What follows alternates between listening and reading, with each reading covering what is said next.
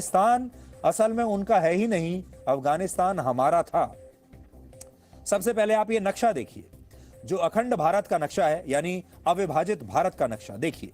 प्राचीन काल में अफगानिस्तान, नेपाल, श्रीलंका, म्यांमार, भूटान, पाकिस्तान और बांग्लादेश अखंड भारत का हिस्सा हुआ करते थे। और उस समय भारत की सीमाएं अफगानिस्तान के पार जाकर ईरान में लगती थी। वर्ष 980 में, यानी आज से करीब 1000 वर्ष पहले, अफगानिस्तान पर राजा जयपाल का शासन था और वो एक हिंदू थे। लेकिन मुस्लिम शासकों ने उन पर हमला करके उन्हें सत्ता से बाहर कर दिया और इसके बाद धीरे धीरे अफगानिस्तान भारतवर्ष के नक्शे से बाहर हो गया। अब आप जरा विचार कीजिए कि क्या आज की मौजूदा पीढ़ी इस बात पर भरोसा करेगी कि अफगानिस्तान में किसी जमाने में हिंदू बहुसंख्यक हुआ करते थे और वहां के राजा हिंदू हुआ करते थे, यानी वहां हिंदू राजाओं का शासन था। प्राचीन काल में अफगानिस्तान आर्यों की पुरातन भूमि थी, जिसका जिक्र ऋग्वेद में भी मिलता है। ऋग्वेद में अफगानिस्तान की कई नदियों और पहाड़ों का विस्तार से उल्लेख किया गया है, जिनमें काबुल और आमू दरिया जैसी नदियां शामिल हैं। इसके अलावा 700 ईसा पूर्व में इसके उत्तरी क्षेत्र में गांधार महाजनपद हुआ करता था, जिसके बारे में महाभारत और अन्य ग्रंथों में वर्णन मिलता है। कौरवों की माता गांधारी और उनके भाई शकुनी, जिन्हें आप शकुनी मामा लोग कहकर बुलाते थे, ये दोनों गांधार के थे। लेकिन बाद में यही गांधार कांधार बन गया।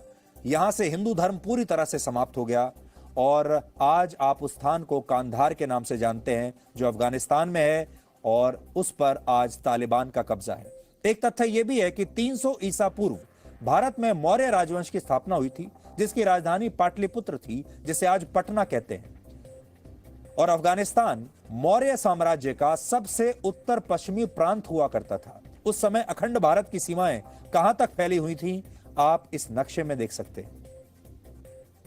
मौर्य साम्राज्य के बाद अफगानिस्तान में कुषाण राजवंश की स्थापना हुई और इस समय भी अफगानिस्तान अखंड भारत का हिस्सा ही हुआ करता था और यहां जो बहुसंख्यक आबादी थी वो हिंदुओं की थी, जबकि इस्लाम धर्म का नामो निशान तक उस समय वहां नहीं था। ये बात पहली और दूसरी शताब्दी की है।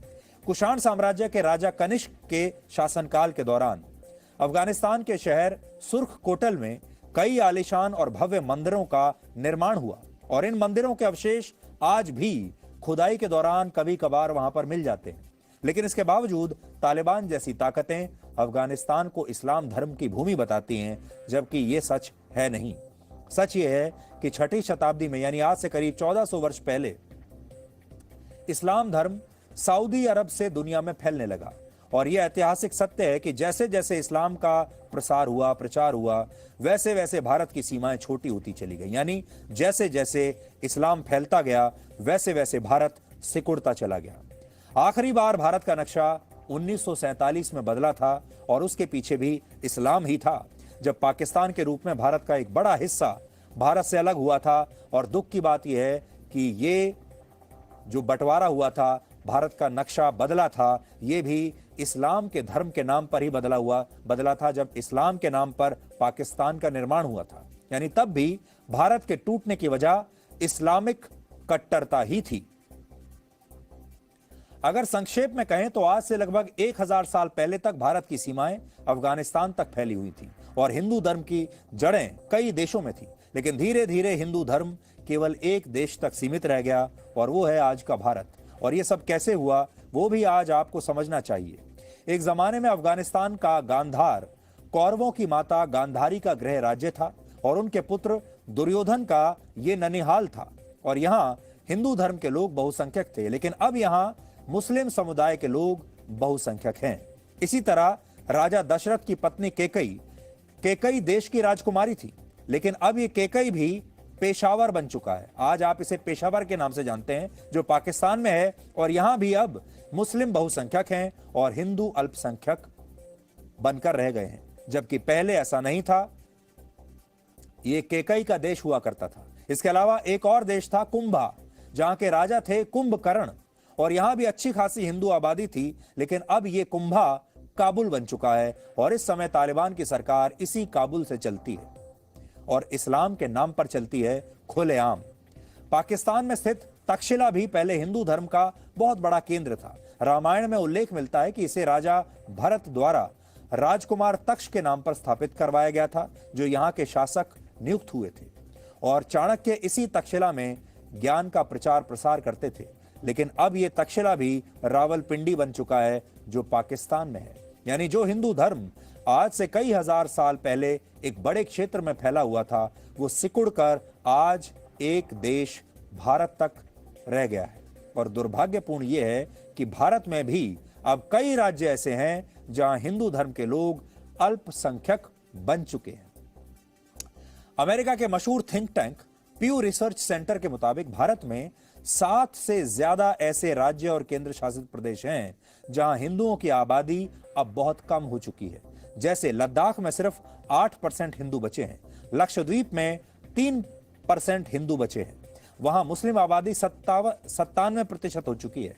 मिजोरम में 3% हिंदू धर्म के लोग रह गए हैं। और एक समय में नागालैंड 5 पांडवों में दूसरे नंबर के भाई भीम की ससुराल हुआ करता था, लेकिन अब यहां भी सिर्फ 9% हिंदू बचे हैं, जबकि मेघालय में 12% और जम्मू कश्मीर में भी सिर्फ 28% हिंदू आबादी अब रह गई है। यानी पहले हिंदू धर्म अफगानिस्तान, पाकिस्तान, बांग्लादेश, म्यांमार, नेपाल, श्रीलंका और भूटान में सीमित हो गया, और अब जो भारत नाम का एक देश बचा है, वहां भी कई राज्यों में हिंदू अल्पसंख्यक बन चुके हैं।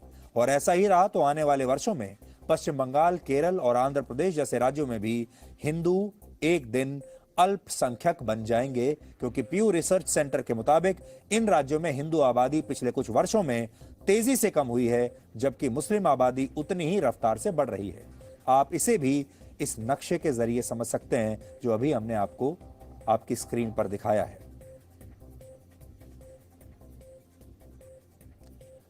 तो अपने ही इतिहास के बारे में हो सकता है कि अफगानिस्तान के लोगों को भी ना पता हो और तालिबान के लोगों को भी शायद ना पता हो कि उनके आने से पहले यहां पर हिंदू राजाओं का ही शासन हुआ करता था। लेकिन हमारे देश के लोगों को कम से कम, और जितने भी भारतीय हैं दुनिया भर में जो हमें इस समय देख रहे हैं, चाहे वो किसी भी देश में रहते हों, उन्हें कम से कम अपने इतिहास के बारे में जरूर पता होना चाहिए। और ये भी पता होना चाहिए कि जैसे जैसे इस्लाम धर्म का विस्तार हुआ, वैसे वैसे भारत की जो सीमाएं हैं वो सिकुड़ती चली गई, वैसे वैसे हिंदू संस्कृति और हिंदू धर्म वो भी सिकुड़ता चला गया। और आज स्थिति ये आ गई है कि हम ये भी नहीं कह सकते कि भारत के सभी राज्यों में भी हिंदू बहुसंख्यक होंगे। बहुत सारे राज्यों में अब हिंदू अल्पसंख्यक हो चुके हैं। अब हम आपको